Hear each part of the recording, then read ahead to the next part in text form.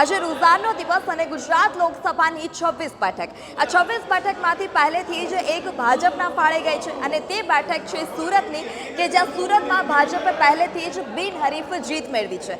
હાલ અત્યારે વાત કરીએ જે પ્રમાણેની ટેલી સામે આવી રહી છે, જે પ્રમાણેના આંકડા સામે આવી રહ્યા છે, ઇલેક્શન કમિશનની સાઇટ પરથી જે પ્રમાણેના આંકડા સામે આવી રહ્યા છે કે ગુજરાતમાં હાલ અત્યારે 24 બેઠક પર ભાજપ આગળ વધી રહ્યું છે। એક બેઠક છે પાટણની કે જ્યાં હાલ અત્યારે કોંગ્રેસ આગળ વધી રહી છે। પાટણ કોંગ્રેસના ઉમેદવાર ચંદનજી ઠાકોર કે જેઓ જંગી લીડ સાથે હાલ અત્યારે આગળ વધી રહ્યા છે। શરૂઆતી વલણમાં ઉત્તર ગુજરાતની 3 અને સૌરાષ્ટ્રની 2 બેઠક કે જ્યાં કોંગ્રેસ આગળ વધી રહી હતી, પરંતુ હવે ધીરે ધીરે ચિત્ર સ્પષ્ટ થઈ રહ્યું છે અને જેમાં 24 બેઠક પર હાલ અત્યારે ભાજપ આગળ ચાલી રહ્યું છે। અને સૌથી હાઈ પ્રોફાઇલ જો બેઠકોની વાત કરીએ તો પહેલી છે ગાંધીનગર, બીજી છે નવસારી અને ત્રીજી છે રાજકોટ। તેમાં હાલ અત્યારે સૌ કોઈની નજર છે। ગાંધીનગરની વાત કરીએ તો અમિત શાહ જેઓ ચૂંટણી લડ્યા હતા ભાજપ તરફથી અને હાલ અત્યારે તેઓ 3 લાખથી વધુની લીડ સાથે તેઓ આગળ વધી રહ્યા છે અને ગાંધીનગરથી જ કોંગ્રેસના ઉમેદવાર હતા સોનલ પટેલ। હાલ અત્યારે તેઓનું ક્યાંય નામો નિશાન નથી જોવા મળી રહ્યું અને હાલ અત્યારે અમિત શાહની હવે જીત નિશ્ચિત મનાઈ રહી છે, કારણ કે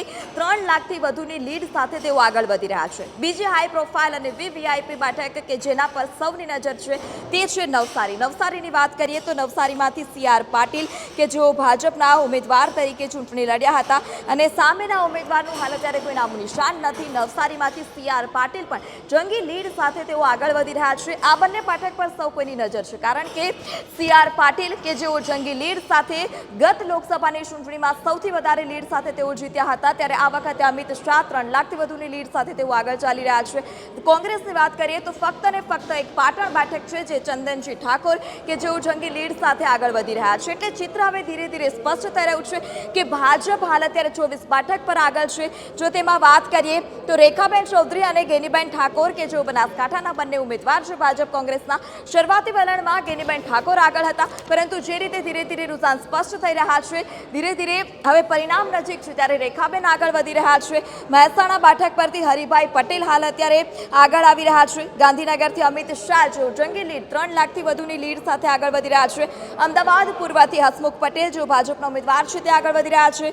ત્યારબાદ રાજકોટથી પણ પરસોત્તમ રૂપાલા ચૂંટણીમાં જે મહત્વનો મુદ્દો રહ્યો હોય તો તે મહત્વનો મુદ્દો હતો ક્ષત્રિય આંદોલન અને ક્ષત્રિય આંદોલનની અસર આ બેઠક પર હાલ અત્યારે નથી જોવા મળી રહી, કારણ કે પરસોત્તમ રૂપાલા જંગી લીડ સાથે આગળ વધી રહ્યા છે।